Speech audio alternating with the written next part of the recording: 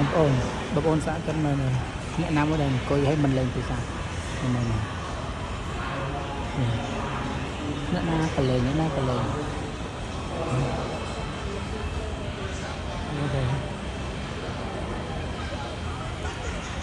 តាមលេងបាត់ចិត្តនេះ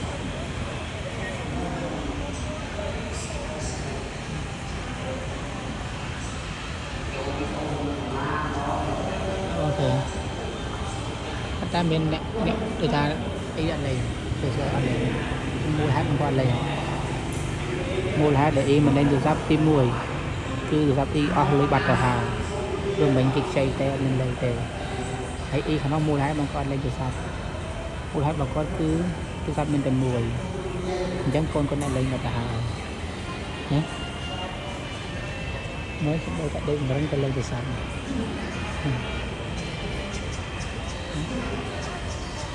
ប៉ុន្តែនេះហើយអស់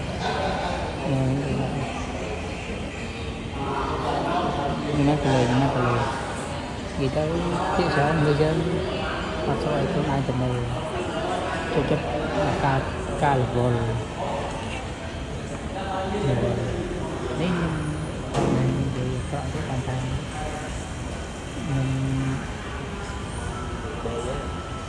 មកទៅតែអត់ទេអញ្ចឹងទៅខ្ញុំឃើញ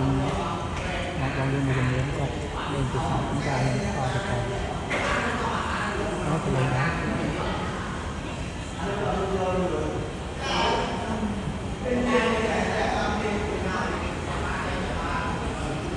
mìnhអត់ទេ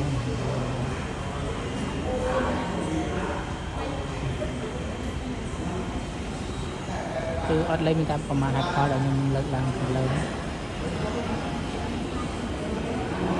ញុំគឺលេង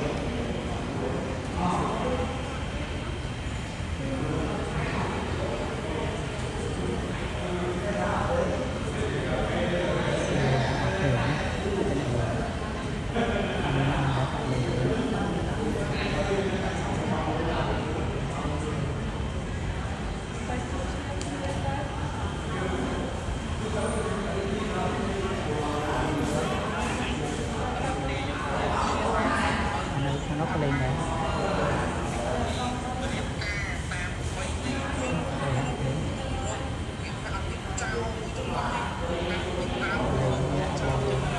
sẽ lên xong gì đó người dân cứ chúc từ cái tình đấy lên thật là người ta lấy hai không bị trôi lên ra